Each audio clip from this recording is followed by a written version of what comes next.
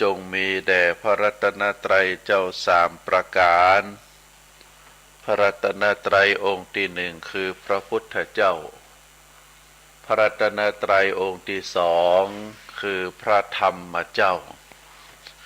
พระรัตนตรัยองค์ที่สามคือพระอริยสังฆเจ้าข้าพระพุทธเจ้าขอเคารพนบนอบกราบไหว้แทบไตรไวสาคุณพระรัตนตรัยเจ้าถึงสามประการด้วยความเคารพสักการะเป็นอย่างยิ่งขอถวายความเคารพพระมหาเถรานุเถระเจ้าคณะพระสังฆาธิการครูบาอาจารย์ตลอดถึงพระภิกษุหนุ่มสามเณรน้อยจุตนจุองค์ขอเจริญพรศรัทธาญาติโยมนักศีลนักบุญผู้ที่กำลังรับฟังรายการทุกท่าน ต่อจากนี้ไปอาตมาภาพพระครูปริยัติกิจจาภิวัตรสำนักวัดพระสิงห์อำเภอเมืองจังหวัดเชียงใหม่ก็ขอน้อมนำเอาสาระธรรมคติธรรมชาดกธรรมในต่างพระพุทธศาสนามามอบเป็นธรรมบรรณาการอาหารใจคือกับท่านสาธุชนนักศีลนักบุญผู้ที่กำลังรับฟังรายการอยู่ก็เพื่อที่จะก่อให้เกิดสติปัญญาก่อศรัทธาความเลื่อมใสปัญญาความรอบรู้คือกับตัวตนของท่านเมื่อได้เกิดสติเกิดปัญญาความรอบรู้แล้วได้ประพฤติปฏิบัติโดยการน้อมนำเอาสาระธรรมคติธรรมชาดกธรรมเหล่านั้นน้อมนำเข้ามาสู่ตัวตนโดยปัญญาพิจารณาอย่างรอบคอบเมื่อได้น้อมนำมาแล้วก็สู่การประพฤติปฏิบัติจะปฏิบัตินักจะปฏิบัติน้อยจะปฏิบัติเมื่อใดก็ขึ้นอยู่กับปัญญาขึ้นอยู่กับความรอบรู้ของท่านสาธุชนเมื่อได้น้อมนำเอามาประพฤติปฏิบัติแล้วก็จะก่อให้เกิดเป็นความสุขความสุขอันเกิดจากการประพฤติปฏิบัติธรรมเป็นความสุขตึงตังกายเป็นความสุขตึงตังใจอันนี้เป็นวัตถุประสงค์ของการฟังธรรมเมื่อเราได้ฟังธรรมแล้วก็จะเกิดความรอบรู้ตามที่ว่ามานอกจากความรอบรู้แล้วก็จะเป็นบุญเป็นกุศลพระพุทธองค์ได้ตรัสไว้ในเรื่องของการทำบุญการทำบุญในทางพระพุทธศาสนามี10ประการใน10ประการนั้นมีบุญอยู่2ประเภทเรียกว่าธรรมสวนามัยบุญสำเร็จจากการฟังธรรมแล้วก็ธรรมเทศนาใหม่บุญสำเร็จโดยการเทศนาธรรม2ข้อนี้เป็นของกู้กันที่ก่อให้เกิดบุญบ่ว่าจะฟังเมื่อใดฟังที่ไหนนะก็จะก่อให้เกิดบุญบุญคือความสุขใจเราฟังแล้วเกิดความสุขใจอันนั้นเป็นบุญเราฟังแล้วเกิดความรอบรู้เกิดสติปัญญาอันนั้นเป็นบุญส่วนธรรมเทศนาใหม่บุญสำเร็จจากการเทศนาธรรมพระสงฆ์องค์ข้าเจ้าครูบาอาจารย์นักปราชญ์ราชบัณฑิตได้น้อมนำเอาพระธรรมคำสอนขององค์สมเด็จพระสัมมาสัมพุทธเจ้ามาเทศนามาชี้แนะมาชี้นำ มาอูมาจาเป็นปุชชาวิชัสนา ก็อยู่ในหัวข้อเรียกว่าธรรมเทศนาใหม่บุญสำเร็จด้วยการเทศนาก็ถือว่าเป็นบุญเป็นกุศลอย่างมหาศาลเพราะพระพุทธองค์ได้ตรัสพุทธศาสนาสุภาษิตรองรับไว้ว่าธรรมทานังสัพพทานังชินาติการฮือตานด้วยธรรมะชนะคือเป็นชนะกว่าการฮือประเภททั้งหลายก็หมายความว่าการทำทานทุกชนิดนั้นบ่ว่าจะเป็นฮือตานโดยแก้วแหวนเงินทองสิ่งของสู้การฮือตานโดยธรรมะบ่ได้สัพพทานังธรรมชนะทานังชินาติเพราะฉะนั้นเราก็จะหันว่าการที่ศรัทธาญาติโยมได้อาราธนานิมนต์พระมหาเถระผู้ทรงความรู้ได้มาแสดงธรรมบอกว่าจะเป็นงานศพงานทำบุญให้ผู้ตายจุดมุ่งหมายประการหนึ่งนั่นก็คือเป็นการอุทิศส่วนบุญส่วนกุศลที่ได้กระทำนั้นไปให้กับผู้ตายงานตั้งศพบำเพ็ญศพ3 วัน5 วันทุกคืนนิมนต์พระสงฆ์มาเทศน์การทำบุญ100 วันการทำบุญบ่ว่าจะเป็นขึ้นบ้านใหม่บ่ว่าจะเป็นงานแต่งงานก็จะนิมนต์พระสงฆ์มาเทศน์จุดใหญ่ใจความก็คือเพื่อให้เกิดบุญอันนี้เป็นคำสั่งสอนในต่างพระพุทธศาสนาอย่างวันนี้อาตมาภาพก็ได้อัญเชิญพระธรรมคำสอนขององค์สมเด็จพระสัมมาสัมพุทธเจ้ามาเอ่ยผ่านทางคลื่นสถานีวิทยุคลื่นพระพุทธศาสนาแห่งนี้เมื่อได้ได้เอ่ยได้อัญเชิญพระธรรมคำสอนมาแล้วท่านทั้งหลายได้ฟังก็จะเกิดความรู้ความเข้าใจตามที่ว่ามา ก็เป็นบุญเป็นกุศลทั้งนั้นตึงคนฟังก็ได้บุญคนก็ได้บุญแม้แต่คลื่นสถานีวิทยุคลื่นพระพุทธศาสนาแห่งนี้อันประกอบไปด้วยวัดวาอารามที่ได้เป็นเจ้าของคือมีการส่งคลื่นสัญญาณในการเผยแผ่พระพุทธศาสนาโดยการดำริของพระเดชพระคุณหลวงพ่อผู้ที่อยู่เบื้องหลังผู้ที่เป็นเรียกว่าหันคุณประโยชน์อันจะเกิดต่อพระพุทธศาสนาต่อศรัทธาญาติโยมก็ได้ก่อตั้งสถานีวิทยุขึ้นผู้อำนวยการเจ้าหน้าที่ทุกฝ่ายทุกแผนกก็ถือว่าเป็นสะพานบุญที่ทำให้น้ำเสียงเรียงนามของครูบาอาจารย์ออกไปสู่ศรัทธาประชาชนอันนี้ก็ถือว่าเป็นบุญเป็นกุศลด้วยกันทั้งนั้นก็ถือว่าเป็นเรื่องที่น่าอนุโมทนาการได้อัญเชิญพระธรรมคำสอนมาเผยแผ่มาเอ่ยเพื่อที่จะให้พระธรรมคำสอนนั้นยังเป็นไปอยู่เกิดประโยชนะถ้าหาบ่เอามาเอ่ยก็จะดับสูญไปก็จะบ่ก่อให้เกิดสติปัญญาต่อท่านผู้ใดเป็นที่น่าเสียดาย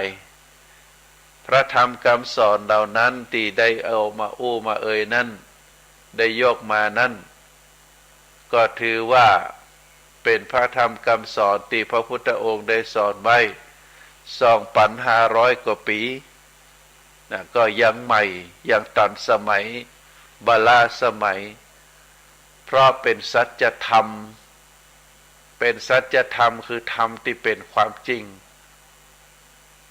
เป็นสัจธรรมที่อยู่คู่กับโลกนี้ เป็นสัจธรรมที่เกิดขึ้นกับผู้ใด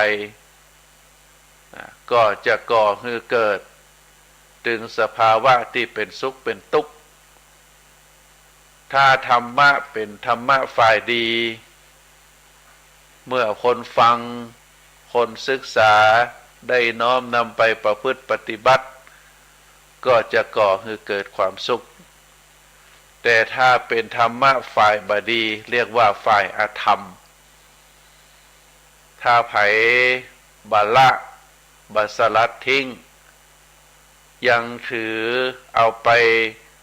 ยึดถือเอาไปครองไปปฏิบัติยังอยู่ในจิตในใจยังอยู่ในพฤติกรรมที่ได้เอาธรรมะฝ่ายบดีเรียกว่าฝ่ายอธรรม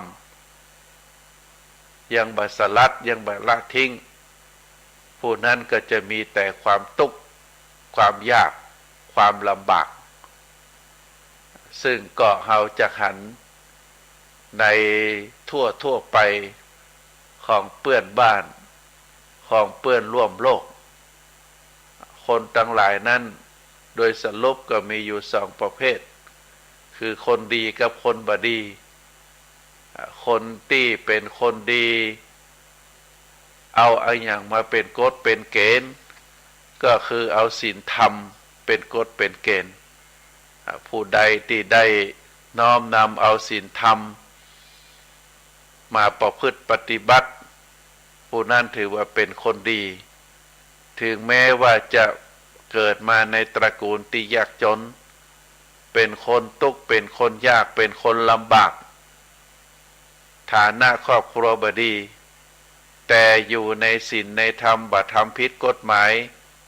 อย่างต่างๆก็ถือว่าคนนั้นเป็นคนดีเป็นคนมีศีลมีธรรมแต่ถ้าบุคคลใดถึงแม้ว่าจะมีการศึกษาเกิดในตระกูลสูงมีฐานะครอบครัวดีมีทรัพย์สมบัติแต่ว่าบุคคลนั้นบ่ได้ยึดเอาศีลเอาธรรมเป็นติจังติปึ้ง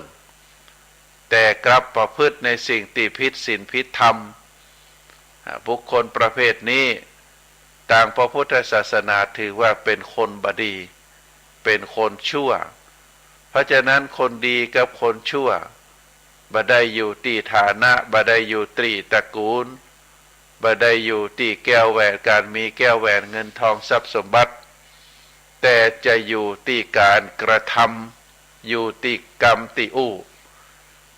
พฤติกรรมที่ทำกรรมที่อู้ถ้าเป็นไปในศีลเป็นไปในธรรมก็ถือว่าเป็นคนดีแต่ถ้าบ่อยู่ในศีลบ่อยู่ในธรรมถือว่าเป็นคนบดีเพราะฉะนั้นศรัทธาญาติโยมก็จะต้องสังเกตไว้แล้วก็บ่เอาเป็นตัวอย่างในทางที่บดีเราจะเอาตัวอย่างในทางที่ดีโดยยึดศีลยึดธรรมเป็นหลักในทางพระพุทธศาสนานั้น สิ่งหนึ่งที่ถือว่าเป็นสิ่งที่ก่อให้เกิดความทุกข์ความยากความลำบากคือกับมนุษย์เฮาบ่ว่าจะอยู่ในถิ่นใดบ่ว่าจะเกิดในตระกูลไหนบ่ว่าจะมีแก้วแหวนเงินทองทรัพย์สมบัติหรือมีความทุกข์ความยากอัตคัดขัดสนถ้าหากว่าผู้ใดได้ยึดเอาพฤติกรรมที่เป็นเรื่อง ฝ่ายบดีเข้าไปอยู่ในจิตในใจแล้วบุคคลนั้นก็จะมีแต่ความทุกข์เมื่อบ่มีการปล่อยวางเมื่อบ่ได้ยึดเอาพระธรรมคำสอนเป็นที่จังที่พึ่ง สิ่งนั้นก็คือราคะ ราคะจะมีความหมายความใกล้เคียงกับว่าตัณหาเรามักจะได้ยินว่าตัณหาราคะ ตัณหาราคะก็อยู่ในประเภทถือว่าเป็นความโลภความโกรธความหลงมูลกิเลสหรือกิเลสลักมีความโลภความโกรธความหลงสามประเภทนี้ตัณหาราคะก็ถือว่าเป็นจุดเริ่มต้นของความทุกข์พระพุทธองค์ได้ตรัสไว้ว่าบุคคลใดที่ได้ปล่อยวางได้สลัดเอากิเลสออกจากกมลสันดานลดเลิกละได้บุคคลนั้นจะมีแต่ความสุขแต่ถ้าบุคคลใดที่มีจิตใจถูกหุ้มห่อด้วยกิเลสความเศร้าหมองทำให้จิตใจเศร้าหมองทำให้จิตใจเป็นความทุกข์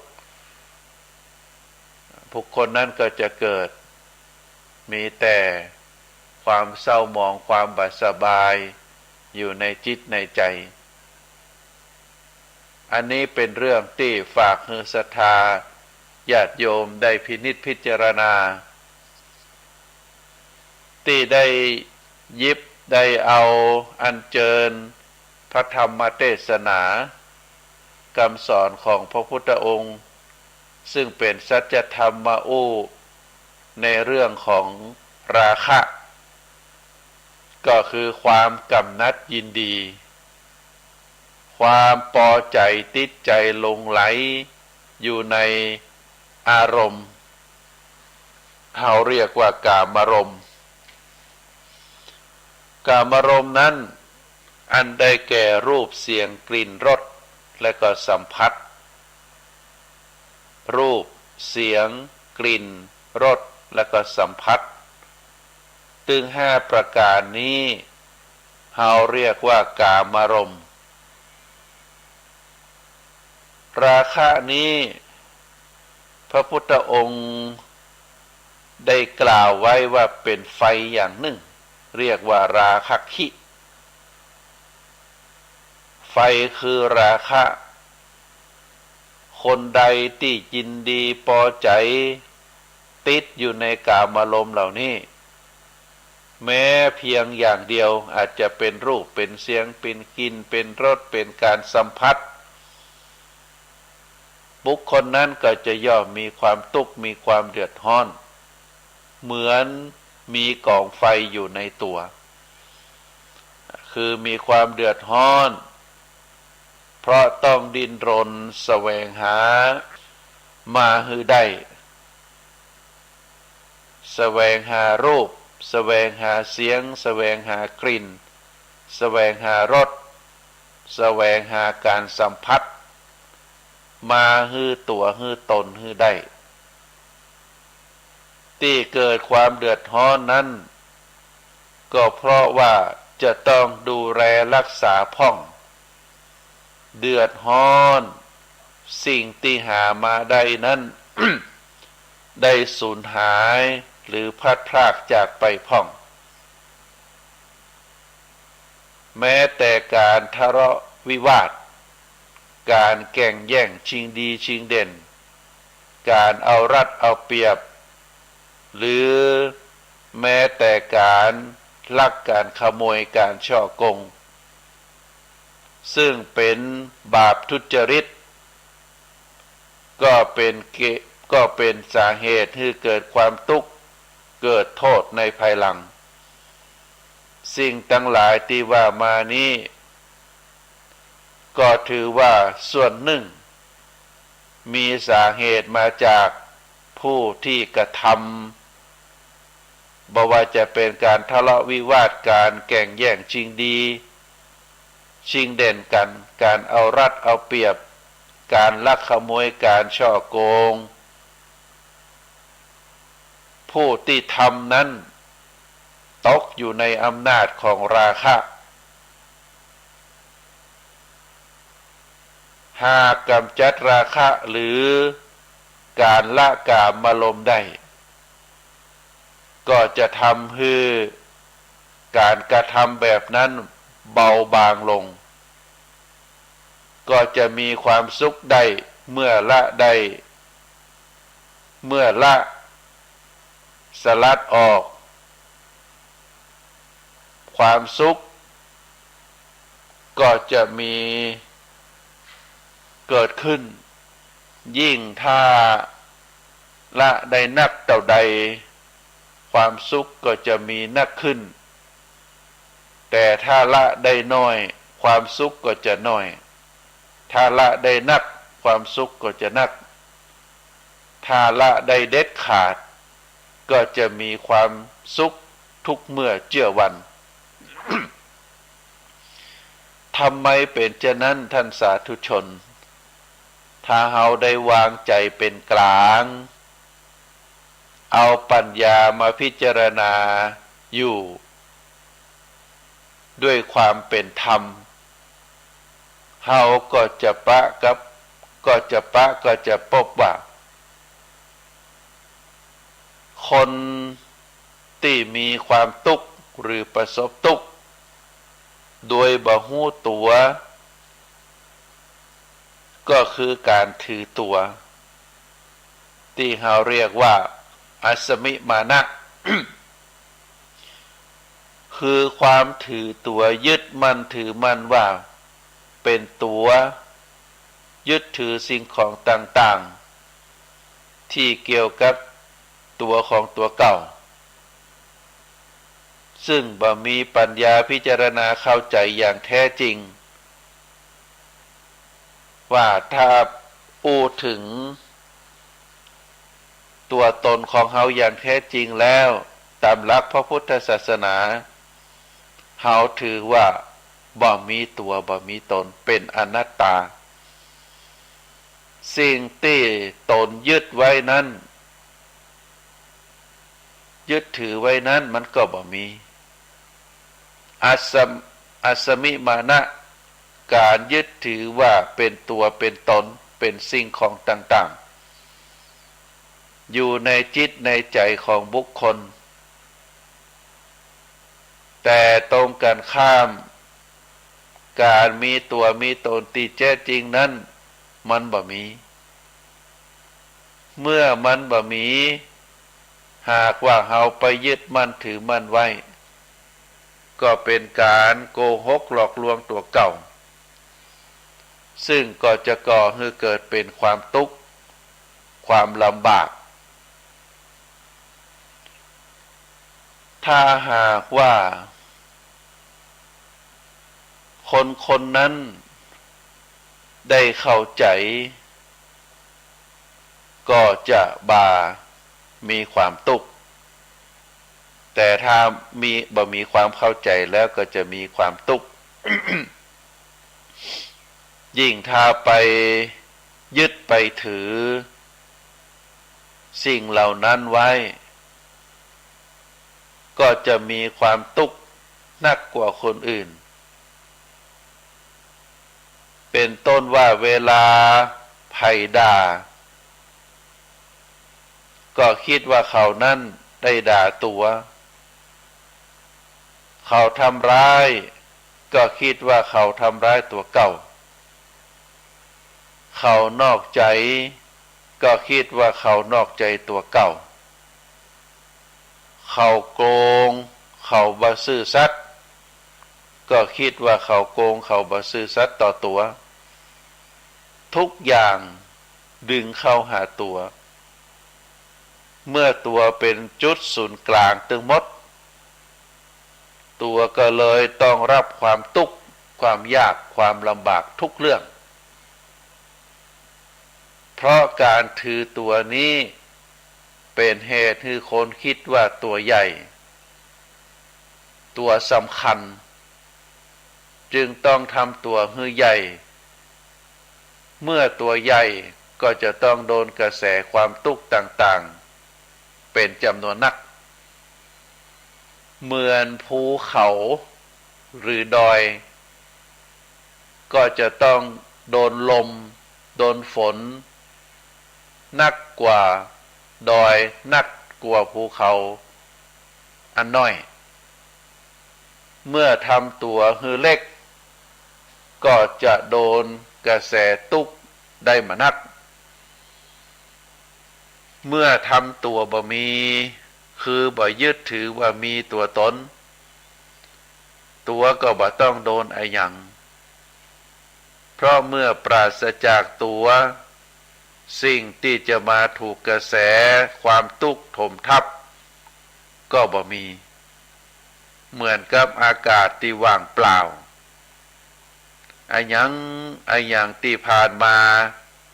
ก็จะทะลวงผ่านไปหมดความมีตัวหรือความบ่มีตัวก็อยู่ที่ใจจะยึดถือว่ามีหรือบ่มีหากจิตคิดว่ามีตัวตนก็มีและเมื่อมีตัวตนก็จะถูกกระแสความทุกข์กระทบเอาและก็จะต้องประสบกับความทุกข์อยู่ล่ำไปถ้ากำจัดความถือตัวออกจากจิตจากใจได้ก็จะสุขสบายอย่างคาดบ่ถึงเพราะบ่มีอะไรอย่างที่จะต้องหือทุกข์ต่อไปเมื่อบ่มีทุกข์จิตใจก็จะเบาก็จะสบายก็จะสงบและก็เยือกเย็นไปในทุกสถานการณ์เพราะฉะนั้นท่านสาธุชนทั้งหลายที่ได้อัญเชิญธรรมะของพระพุทธเจ้ามากล่าวตรงนี้ก็เพื่อที่จะให้เข้าใจในการถือตัวที่เขาเรียกว่าเป็นอัสสมิมานะเกิดจากความถือตัวถือตนว่ามีตัวมีตนยิ่งถ้าไปยึดตัวยึดตนว่าตัวเองเป็นคนใหญ่เป็นคนสำคัญก็จะทำให้มีความคิดที่บ่ถูกต้องทำให้เกิดความทุกข์เมื่อสิ่งทั้งหลายมากระทบแต่ถ้าบ่ยึดตัวยึดตนบ่มีตัวบ่มีตนสำคัญอยู่ที่ใจนะศรัทธาญาติโยมเพราะใจเป็นตัวคิดตัวยึดตัวถืออย่างที่ได้ปรารภในกิเลสที่ว่าราคะคือความกำหนัดยินดีความหลงไหลอยู่กับกามารมณ์ก็คือรูปเสียงกลิ่นรสและก็การสัมผัสที่ได้กล่าวว่าเป็นเรื่องที่ฮ้อนพระพุทธองค์ได้จัดเป็นไฟอย่างหนึ่งเรียกว่าราคะคิถ้าหากว่าเฮาไปยึดไปถือบุคคลใดบุคคลหนึ่ง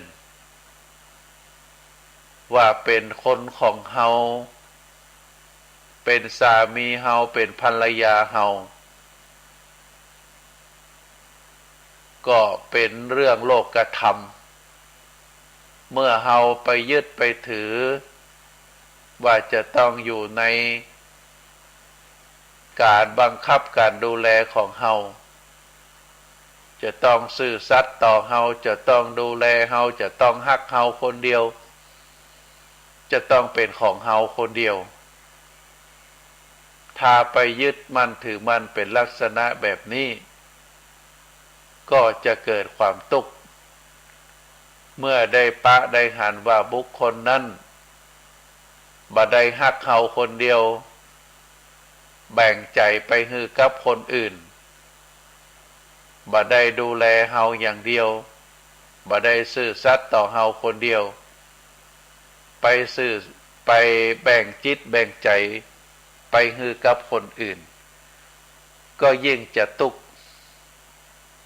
ยิ่งถ้าผู้ที่เป็นลูกเป็นหลาน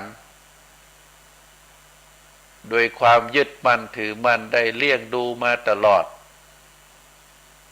จะต้องอยู่ในโอวาทถ้อยฟังกรรมของเฮาตลอด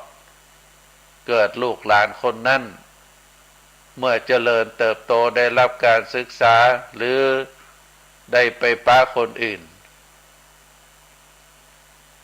แล้วก็ได้เชื่อคนอื่นนักกว่าเฮาผู้ที่ยึดมั่นถือมั่นก็จะมีความทุกข์ใจโดยเฉพาะคนที่เป็นพ่อเป็นแม่อย่างละอ่อนวัยรุ่นเมื่อไปป้าเปื้อนอูอย่างเจือมดจากที่พ่อแม่พร่ำสอนมาเป็นเวลาหลายสิบปีก็เริ่มที่จะบ่เชื่อบ่ฟังไปติดเปื้อนไปลงเปื้อน หรืออายุมักนักมาแหมหน่อยก็มีคนฮักบ่ว่าจะเป็นแม่หญิงป่อจายลงคนฮักยิ่งถ้าได้แต่งงานมีครอบมีครัวไปก็จะต้องดูแลครอบครัวมีลูกมีเต้าก็จะเหินห่างจากพ่อจากแม่ก็จะทำให้คนที่เป็นพ่อเป็นแม่ที่มีความยึดมั่นถือมั่นหลงไหลก็จะเกิดความทุกข์ตลอดชีวิตถ้าเราพิจารณาตามความเป็นจริงถ้าปล่อยวางบ่ได้ยังมีมานะยังมีถือตัวว่าเฮาเป็นพ่อเฮาเป็นสามีเฮาเป็นภรรยาจะต้องมีความฮักต่อเฮาคนเดียวจะต้องซื่อสัตย์ต่อเฮาคนเดียวจะต้องภักดีต่อเฮาต้องหันเฮาเป็นคนสำคัญบุคคลนั้นก็จะมีความทุกข์อยู่ตลอดแต่ถ้าได้ปล่อยจิตปล่อยใจได้ลดทิฏฐิมานะความยึดถือตัวมั่นยึดถือตัวเก่ายึดตนปล่อยวางสลัดปล่อยวางก็ถือว่าบุคคลเหล่านั้นเป็นเพื่อนร่วมโลกก็ได้ดูแลอยู่ห่างๆถ้าช่วยเหลืออย่างได้ก็ช่วยถ้าช่วยเหลือบ่ได้ก็วางอุเบกขาก็จะได้บ่ทุกข์เพราะฉะนั้นท่านสาธุชนทั้งหลายเมื่อกายเดือดร้อนและใจเร่าร้อนเพราะราคะและกกามารมณ์ตามที่ว่ามาก็ต้องแก้โดยการกำจัดราคะและหนีห่างจากกามารมณ์บ่ใจไปมกมุ่นคลุกคลีอยู่กับกามารมณ์เมื่อถูกกระแสความทุกข์เข้ามาทับถมเพราะไปยึดมั่นถือมั่นว่ามีตัวมีตนอย่างที่กล่าวมาเฮาก็จะต้องพยายามยกตัวตนออกจากใจให้ได้อย่าก่อนจึงจะพบกับความสุขที่แท้จริงหากใจยังเปี่ยมไปด้วยราคะยังพบความมีตัวมีตนอยู่ก็ถึงแม้จะกู่ร้องก็บ่สามารถที่จะสลัดจากความทุกข์ได้เฮาก็บ่สามารถที่จะพบกับความสงบสุขในชีวิตได้อันนี้เป็นคำสอนขององค์สมเด็จพระสัมมาสัมพุทธเจ้าอย่างที่เฮาท่านทั้งหลายได้หันในสื่อออนไลน์การฆ่ากัน การทะเลาะวิวาทกันการผูกอาฆาตพยาบาทกันการช่อโกงเอาสิ่งของที่บ่ใช่ตัวตนมาเป็นของตัวเก่าการทำร้ายการทะเลาะวิวาทการแก่งแย่งชิงดีชิงเด่นเอารัดเอาเปรียบแม้แต่การลักขโมยซึ่งเราถือว่าเป็นบาปถ้าเราพิจารณาผู้ที่กระทำลงไปนั่นเราก็จะหันว่าสิ่งหนึ่งที่เป็นเหตุจูงใจคือบุคคลนั้นกระทำในเรื่องการผิดกฎหมายผิดศีลผิดธรรมก็เพราะมาจากราคะความกำนัดยินดีในการยึดมั่นถือมั่นหลงไหลติดใจในรูปเสียงกลิ่นรสและก็การสัมผัส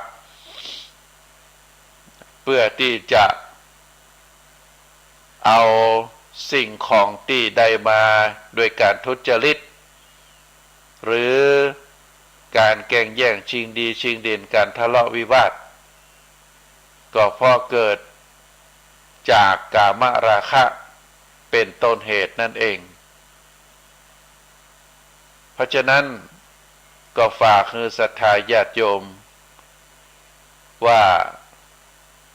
พยายามที่จะให้เฮามีความสุขลดความทุกข์ก็จะต้องพยายามระงับจิตระงับใจของเฮาโดยที่บ่ให้จิตใจนั้นมีความทุกข์ครอบงำเฮาก็จะต้องพยายามคิดพยายามนึกว่าตัวตนของเฮานั้นเป็นสิ่งที่บ่ใช่ของจีรังยั่งยืนยิ่งถ้าไปยึดมั่นถือมั่นก็จะก่อให้เกิดความทุกข์นักกว่าความสุขโดยเฉพาะการที่เฮาพยายามบังฮือราคะหรือกามารมณ์เข้ามาครอบครองเข้ามาควบคุมจิตใจของเฮาเพราะตราบใดที่จิตใจของเฮายังตกอยู่ภายในภายใต้ของตัณหาราคะความต้องการในรูปเสียงกลิ่นรสโผฏฐัพพะหรือการสัมผัสนักต่อใดจิตใจเฮาก็จะทุกข์ต่ออัน แต่พยายามลดถ้าเฮาพยายามลดได้เลิกได้จิตใจของเฮาก็จะสบายสงบเยือกเย็นแต่ถ้าจิตใจเฮายังถูกครอบงำด้วยราคะตัณหาก็ยากที่จะประสบความสุขในชีวิตก็ฝากศรัทธาญาติโยมได้พินิจพิจารณาในครั้งพุทธกาลพระสาวกที่ได้ถูกสิ่งต่างหลายเหล่านี้โดยเฉพาะความทุกข์ครอบงำอาลัยอาวรณ์ในสิ่งที่ตัวเองประสบหรือความยึดมั่นถือมั่นในตัวตนก็ทำให้เกิดความทุกข์แต่เมื่อท่านทั้งหลายเหล่านั้นได้สลัดความทุกข์แล้วก็ได้ไปพบธรรมของพระพุทธเจ้าก็สามารถที่จะบรรลุธรรมได้เพราะจิตใจได้สลัดความทุกข์เหล่านั้น อันมาเนื่องมาจากตัณหาราคะความโลภความโกรธความหลงความทุกข์ที่ท่านทั้งหลายเหล่านั้นได้ได้พบเป็นความทุกข์ที่ได้ประสบในชีวิตของตัวเก่าความทุกข์ก็เพียงแต่จะพลักไสไร่ส่งคือได้พบธรรมความทุกข์นั้นจริงๆแล้วก็เป็นธรรมะตัวสถาญาติโยมคือเป็นความจริงที่เกิดขึ้นกับทุกคนเกิดขึ้นกับทุกสิ่ง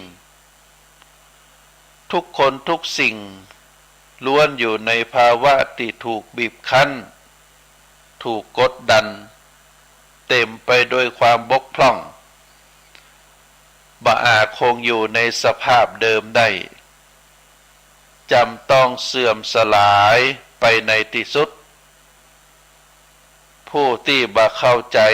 หรือบ่ตระหนักถึงความจริงดังกล่าว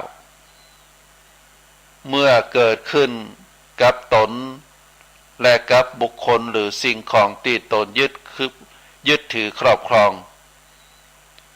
ก็จะเกิดความเศร้าโศกเสียใจอาลัยอาวรณ์ คับแค้นและคร่ำครวญหรือเกิดความหู้สึกตุกข์ขึ้นมา แต่เมื่อผู้ใดก็ตามที่ประสบกับสภาพหรือเหตุการณ์ดังกล่าวแล้วตระหนักชัดขึ้นว่าอันนี้คือความจริงของชีวิตและโลกนี้ก็บ่มีภัยที่จะพ้นไปได้หันชัดว่านี่คือความเป็นธรรมดาของสรรพสิ่ง จิตย่อมจะคลายความยึดมั่นถือมั่นปล่อยวางลงทันทีเมื่อคนตีเปิ่งหู้ว่าทุกสิ่งตีแบกหรือทุกสิ่งตีกรรมเอาไว้ล้วนเป็นของนักเป็นของฮ้อนหาใจสิ่งที่จะนำความสุขมาให้แก่ตนไม่ย่อมวางสิ่งตั้งหลายเหล่านั้นลงทันทีบ่เข้าไปแบกบ่เข้าไปกำบ่เข้าไปยึดมั่นต่อถือมั่นต่อไปสิ่งที่เกิดขึ้นตามมาก็คือความเบาความสบายความสงบความร่มเย็นบ่มีความทุกข์แห่งต่อไปเฮาจะหันพุทธสาวิกาคือนางกีสาโคตมีและก็นางปตาจลาเมื่อได้ฟังธรรมะจากพระพุทธเจ้าก็เกิดหันโดยความชัดเจนว่าการสูญเสียคนรักไปนั่นเป็นธรรมดาเพราะทุกคนย่อมต้องตายความยึดติดในลูกความยึดติดในคนรักมีแต่จะนำความทุกข์มาให้เมื่อหันเช่นนั้นแล้วจิตก็จะคลายจากความยึดติดขึ้นสู่อริยภูมิเป็นพระโสดาบันอย่างไรก็ตามมีหลายท่านที่แม้จะบ่พบกับความพลัดพรากความสูญเสียแต่ก็ได้หันความทุกข์อันเกิดจากคน ความทุกข์อันจะเกิดขึ้นแก่ตัวตนในวันข้างหน้าหรือหันว่า สิ่งที่ตนห่วงแหนหลงใหลนั้นที่แท้จริงก็เป็นความทุกข์เป็นกองทุกข์จิตก็จะคลายความยึดมั่นถือมั่นบรรลุธรรมเป็นพระอริยบุคคลก็มีนางเขมาซึ่งเป็นมเหสีของพระเจ้าพิมพิสาร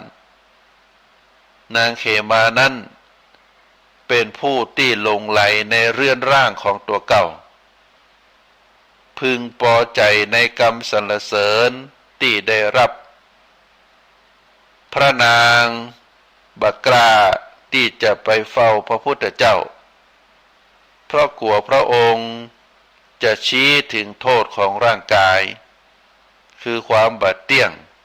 ความเสื่อมสลายอันเป็นสิ่งที่พระนางไม่อยากจะฟังนางเขมามเหสีของพระเจ้าพิมพิสารพระเจ้าพิมพิสารอยากจะให้พระนางได้เฝ้าพระพุทธเจ้าซึ่งพระเจ้าพิมพิสารนี้ถือว่าเป็นพระมหากษัตริย์ที่มีความเลื่อมใสมีความศรัทธามีความฮักต่อพระพุทธเจ้าเสมอชีวิตของตัวเก่าพยายามที่จะให้บุคคลใกล้ชิดได้เข้าใกล้พระพุทธศาสนามเหสีของพระองค์คือพระนางเขมาก็เหมือนเดียวกันก็อยากจะให้นางนั้นได้เข้าเฝ้าพระพุทธเจ้าก็จึงออกอุบายฮือกวีในราชสำนักพรรณนาถึงความงามของอุทยานในวิหารเวฬุวันเมื่อพระนางได้ฟังก็เกิดความสนใจอยากตามเสด็จไปชมอุทยานดังกล่าวเมื่อจะเสด็จกลับ พระเจ้าพิมพิสารได้พาพระนางไปเฝ้าพระพุทธเจ้ายังความบ่พอใจเกิดแก่พระนางเขมาเป็นอย่างยิ่งเมื่อพระพุทธเจ้าหันพระนางเขมาเดินมาก็ได้ทรงเนรมิตนางอัปปสรนางหนึ่งกำลังถวายงานพัดอยู่เบื้องหลังพระองค์โดยมีแต่พระพุทธองค์และพระนางเขมาเต่านั่นที่มองหันพระนางเขมาหันแล้วก็ตกตะลึงในความงามของนางอัปปสรเพราะหันชัดว่านางอัปปสรนั้นมีความสวยงามกว่าตนเป็นอย่างมาก ขณะเดียวกัน ความหลงตนว่ามีรูปชมนมพันธ์งดงามได้บรรเทาลงในทันทีเพราะความงามของตัวเก่านั้นบัดถึงเสี้ยวความงามของนางอัปปสรในขณะที่นางกำลังชื่นชมความงามของนางอัปปสรพระพุทธองค์หู้วาระจิตของพระนางเขมาก็จึงได้ทรงบันดาลให้แม่หญิงผู้ที่เป็นนางอัปปสรถวายงานพัดอยู่นั่นมีรูปแปรเปลี่ยนไปจากเป็นหญิงรุ่นก็กลายเป็นหญิงกลางคนและกลายเป็นหญิงชรามีผิวพรรณเหี่ยวแห้งฟันหักผมงอกน้ำลายไหลหลังค่อมตัวสั่นงกในที่สุดก็ล้มตายต่อหน้าร่างกายขึ้นอืดมีนอนมาช้อนชัยรุมกินจนเลือดจนกระทั่งเหลือแต่โครงกระดูกเมื่อหันปรากฏการเช่นนั้นความรู้สึกของพระนางเขมาก็เปลี่ยนไปจากความหลงไหลกลายเป็นความสลดและก็นายแหน่งและเมื่อน้อมภาพเหล่านี้มายังตัวเก่าก็ได้คิดว่าสักวันหนึ่งสรีระของตัวเก่านั้นก็จะลงเอยแบบเดียวกันจิตจึงคลายความหลงไหลในสรีระของตนยิ่งเมื่อได้ฟังภาษิตของพระพุทธเจ้าชี้ถึงโทษของราคะคือความยึดหลงคือความยึดติดหลงไหลในรูปปัญญาก็เกิดแก่พระนางจิตหลุดพ้นบรรลุพระอรหันต์นั่นเอง จากนั้นพระนางก็ได้ออกบวชเป็นพระเถรีในพระพุทธศาสนาอันนี้ก็กล่าวให้ท่านสาธุชนได้ฟังว่าความยึดมั่นถือมั่นความหลงไหลในตัวเก่าก็จะก่อให้เกิดเป็นความทุกข์ในหลักพระพุทธศาสนานั้นพระพุทธองค์ได้พร่ำสอนให้เจ้าพุทธเฮาได้พินิจพิจารณาแล้วก็พยายามที่จะบ่ฮือยึดมั่นถือมั่นในรูปร่างหน้าตาเพราะเป็นของบัจจีรังยั่งยืนเป็นสิ่งที่เฮาอาศัยร่างกายยาวาหนาคืบมาประกอบคุณงามความดีสั่งสมบารมีบ่ได้เอาไว้เป็นตีหลงไหลเพราะเป็นของบัจจีรังยั่งยืนตึงตัวของเฮาตึงตัวของคนอื่นเป็นหลักสัจธรรมที่พระพุทธองค์ได้สอนไว้อาตมาภาพขอฝากสาระธรรมคือท่านสาธุชนได้พินิจพิจารณาขอเจริญพร